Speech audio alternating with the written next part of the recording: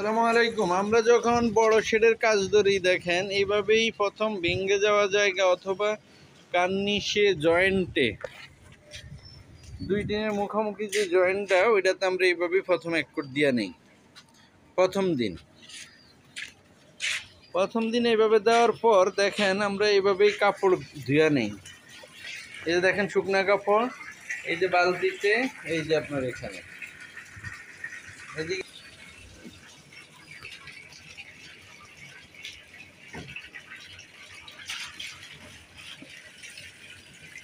এইভাবে কাপড় যদি ধুয়ে নেই আমরা প্রথমে এই কাপড় আর পরবর্তীতে শিম করে না, এই কারণে আমরা প্রথমেই ধুয়ে নেই। কাজ করার আগে আমরা ভালোভাবে এই কাপড়টা ভিজায় নিই।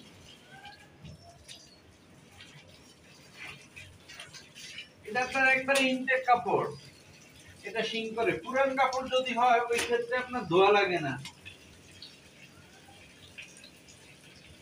নতুন কাপড়ের জন্য শুধু ধোয়ার প্রয়োজন।